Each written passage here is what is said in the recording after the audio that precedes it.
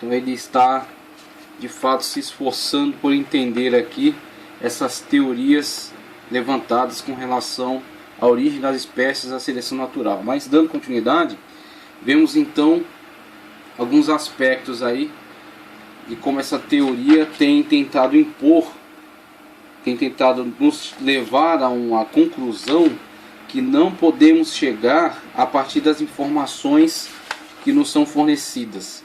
Então existem conclusões válidas e existem conclusões inválidas. Existem coisas que podem ser deduzidas das informações disponíveis e existem certas deduções que foram feitas que não podem ser comprovadas.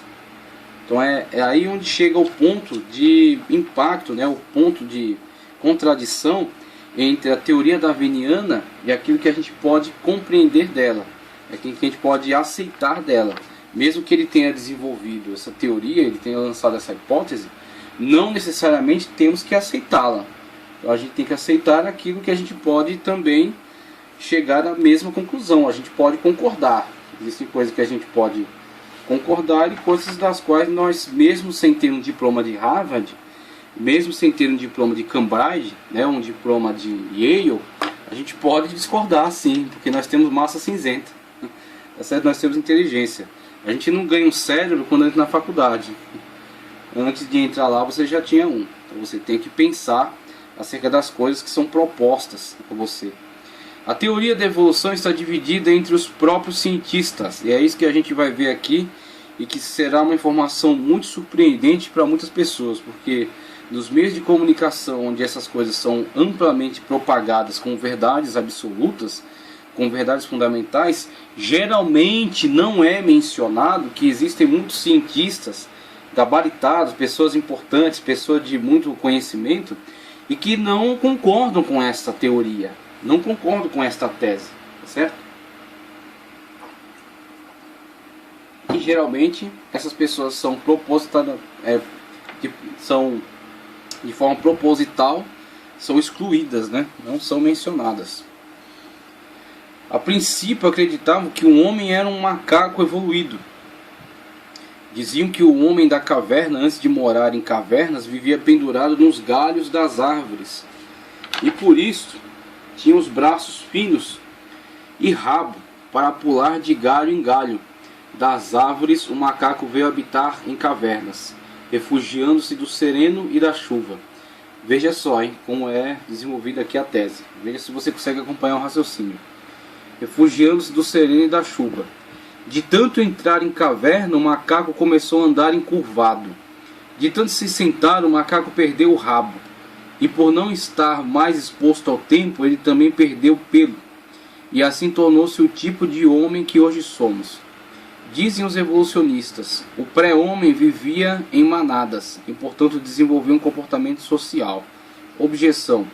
Isto nem é teoria, mas sim pura tolice. Muitas outras espécies de animais, além dos macacos, viveram e continuam vivendo em manadas, mas nem por isso se tornaram inteligentes. Os evolucionistas dizem que o homem tornou-se inteligente porque revelou tendência para adaptação em grau maior daquela revelada pelas demais espécies. Objeção. Mas adaptou-se a quê? Como essencialmente a paleontologia verifica histórias de descendência simiesca, também a motivação para a melhor adaptação não passa de uma ilusão. E já que era de tão elevado grau de adaptabilidade, revelado por nossos ancestrais peludos, por que então primatas como o gorila, o chimpanzé ou o orangotango não se adaptaram? Segundo as leis da evolução, em longo prazo, também esses animais forçosamente deveriam ter ficado inteligentes. Não é admissível? Considera válida a evolução somente para uma determinada espécie, a ser escolhida por quem? Quem disse que esta espécie que veio evoluir e tornar-se no ser humano, né, no Homo sapiens sapiens, porque ela e não outras espécies, porque outras espécies também não evoluíram como essa espécie evoluiu. Uma vez que se esta é uma lei da natureza, ela teria que se aplicar de uma forma aleatória, uma vez que ela não é dirigida. Se ela é dirigida por alguém. Então existe uma inteligência que está conduzindo o processo. Se não há, então ela se desenvolve aleatoriamente. Logo, poderia esta lei também ter atingido animais de outras espécies. E assim teríamos, por exemplo, entre os demais parentes aí desta espécie, como eles alegam, né, entre os outros símios, teríamos aí outras espécies de macacos que estariam no processo evolutivo. Poderíamos verificá-los aí no meio de um processo evolutivo, tá certo? Numa mudança de comportamento, mas só no filme, né? No filme A Guerra dos Macacos, aí você observa já uma mudança. Então Hollywood produz a mudança que a natureza não conseguiu. Segundo as leis da evolução, a ser escolhido por quem, né? Conforme ele perguntou aqui. Aliás, há formas de vida incomparavelmente mais antigas do que os primatas. Os escorpiões e as baratas caseiras possuem comprovadamente a respeitável idade de 500 milhões de anos. Há quanto tempo existem? Já estão importunando há bastante tempo. Como sobreviveram a tudo de maneira tão valente? Essas espécies deveriam ter se adaptado muito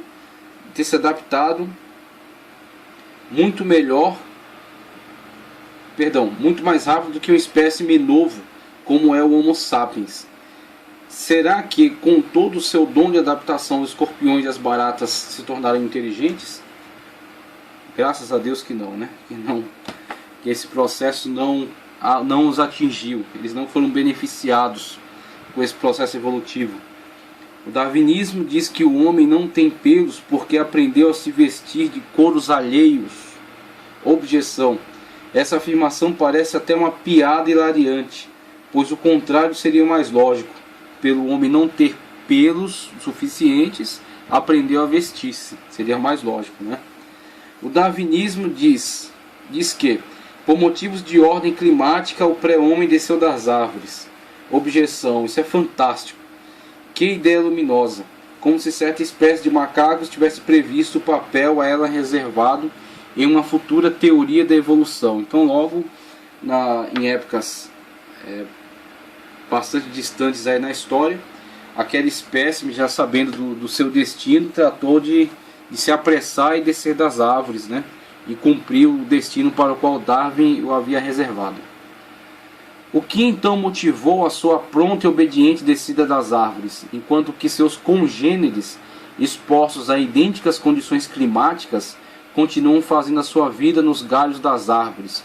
O comportamento social de nossos ancestrais simiescos era francamente subdesenvolvido. O darwinismo diz que, por medo dos animais mais fortes, bem como para facilitar sua alimentação, o pré-homem foi obrigado a erguer-se nas patas traseiras. Objeção. Isso é até hilariante. O instinto de imitação dos macacos é até proverbial. Por que então os demais espécies simiescos não seguiram esse mesmo exemplo inteligente? Será que era menor o seu medo das feras? Menos dolorida sua fome? O darwinismo argumenta que os primatas da linhagem conduzindo ao Homo sapiens teriam começado a comer carne a fim de alimentar-se de maneira mais fácil e conveniente. Aliás, tornaram-se carnívoros. Os nossos macacos teriam levado vantagem sobre os demais no processo de adquirir inteligência. Objeção. Em primeiro lugar, não vemos como poderia ter sido mais fácil caçar uma gazela ou uma lagartixa que apanhar frutas de uma árvore. Segundo, sob o ponto de vista da fisiologia da alimentação, é tolice sustentar uma opinião ultrapassada, achando que o hábito de comer carne desenvolveria e conservaria uma inteligência toda especial. Existem pessoas que jamais provaram um prato de carne. Por outro lado, conheço pessoas consumidoras inveteradas de churrasco. Ele traz aqui apontamentos pessoais, né? Também ao longo de milhões de anos, os felinos e os peixes predatórios comeram carne. Tornaram-se inteligentes por haver comido carne. Se essa tese levantada por Darwin é válida, teria que se aplicar aos demais. Teria que se aplicar a todos e de forma invariável, de forma aleatória, sem inteligência condutora, porque essa é a proposta. A grande preocupação é tirar Deus da jogada, tá certo? Não existe inteligência condutora, não existe projeto divino, não existe a palavra criadora, tá certo? O homem não foi criado por Deus. O homem não tem origem divina, né? Origem na vontade de Deus. O homem não tem inteligência superior, tá certo? O processo da criação, aquilo que a gente viu, a origem do cosmos, a origem da vida e a origem do homem. Os 3 pontos fundamentais aí desenvolvidos por esse tipo de ciência. Então a questão, negar a criação primária de Deus em relação a todo o cosmos. O cosmos existia, não sei de onde, tá certo? Teve uma explosão, não sei causada por quem. Da explosão causada por ninguém, surgiu aí a Terra se esfriou. Com o esfriamento da Terra, o primeiro ser vivo, também criado não sei por quem, que criou-se por si mesmo, nasceu sozinho, sem orientação, sem condução. E daquele ser, desenvolvendo-se também aleatoriamente, sozinho, e através de processos de seleção natural e evolução, chega até o homem. Então o homem não veio de lugar nenhum, também não vai para nenhum lugar importante, e vive sem qualquer propósito específico. Toda a questão é essa. E aí nós vemos que algumas hipóteses levantadas em relação a essa tentativa de explicar essa teoria, né, esse esquema teórico, as tentativas, hipóteses para explicá-lo, se aplicadas a outros seres, não dão um resultado. Então se ele diz, o homem passou a se alimentar de carne para facilitar a sua vida, isso não pode ser aplicado dessa forma, porque, como disse aqui o teólogo, coletar seria mais fácil do que empreender uma caça para obter a carne. Então logo, não é por questão de facilidade que o homem passou a se interessar por carne. E outra, por se alimentar com carne, por se alimentar de carne, o homem tornou-se mais inteligente do que as demais espécies. E aí temos outras espécies que também se alimentam com carne e mesmo assim continuam na sua mesma forma de vida, tá certo? Continuam mesmo os animais agindo por instinto de sobrevivência como sempre foram. Então logo, são teses que a própria lógica as condena. A própria lógica, não precisa de diploma para isso. A própria lógica as condena. Você pega a tese que foi aplicada a esse ser e aplica a outro e vê que não dá o mesmo resultado. Então logo, ela não é válida. Não foi por causa disso que o homem se tornou o que é. Que o homem é o que é. A inteligência que ele tem. A diferença que ele tem em relação às outras espécies. As características que o diferenciam. Né? Aquilo que a gente viu. O senso filosófico, sociológico, psicológico, religioso, moral. Certo? Não é devido a hábitos alimentares. Mas sim um espírito que foi implantado nele. Que foi soprado nele. Você precisa de muito mais, como o teólogo Norman Geisler, eu não tenho fé para ser ateu. Por quê? Porque é preciso muito mais o mecanismo desse tipo de fé que eles estão tentando manifestar, que é uma fé cega e irracional, que não é a fé bíblica, tá certo? É preciso uma fé cega e irracional, tá certo? Uma fé que não questione nada para poder aceitar esse tipo de argumentação. Esse tipo de teoria. Essa teoria só tem como ser aceita imposta, né? Por isso que eles começam desde das mais tenras idades, né? Porque as nossas crianças, ingênuas, inocentes como são, acabam por aceitar essa ideia. Quando crescem, tem medo de questioná-la. Tem medo porque o grande grupo no qual são inseridas as aceita. Então o grande problema muitas pessoas não concordam com isso, mas não têm coragem de abrir a boca porque não querem ficar mal com o grupo. Não querem ser zombadas, não querem ser desprezados, não querem ser tidos como fanáticos, fundamentalistas, loucos, né? Então eles acabam ficando quietos, guardam para si mesmos as suas dúvidas e ficam quietos e fazem de conta que tudo isso é válido, tudo isso é lógico, fazem de conta que tudo isso é aceito. Vem a prova para ela, falando acerca dessas questões, ela não pode falar sobre o criacionismo, porque senão a sua questão vai ser invalidada, né? E isso não é uma imposição, tá? Isso aí é democracia. O evolucionismo sofre ataques internos. Aí a gente vai ver nessa parte que o evolucionismo não é uma verdade absoluta, tá certo? Questioná-lo não é sacrilégio, porque existem outras pessoas desta área, antropólogos, biólogos, tá certo? Pessoas que lidam com genética, com DNA, pessoas especializadas nessa área, nesse campo científico, que questionam, que dizem que essa teoria não é aceitável, não é válida. certo? Que essa teoria tem grandes problemas lógicos. A gente vai ver, por exemplo, o conceito matemático, que nega isso aqui veementemente. Isso não é possível. E aí, ainda nessa questão, nós vemos que o ser humano, conforme é colocado aqui nesse quadro, ele passou por um processo evolutivo, conforme essa tese, tá? Tese da seleção natural e evolução das espécies. Então, a partir desses mecanismos, né, ele veio desde o Australopithecus, que está muito assemelhado aqui com seus parentes simiescos, né, com o orangotango, com o chimpanzé, que a gente vai ver daqui a pouco, que está muito assemelhado a eles.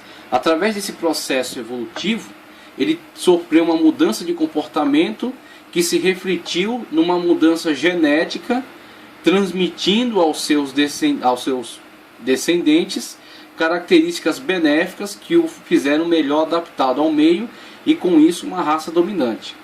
Então veja, estes seres aqui estavam expostos às mesmas intempéries que esses outros seres, que são contemporâneos a ele. Então todos eles participavam do mesmo meio ambiente, tá certo? Expostos à chuva, ao sol, expostos à dificuldade de obter alimentos, expostos a predadores. O que acontece? Onde mora o problema dessas teorias? Porque este ser aqui, de forma não orientada, aleatória, conforme eles afirmam, porque este ser teve o privilégio do processo evolutivo, saindo de Australopithecus, Homo habilis, Homo erectus, Homo sapiens neanderthalenses,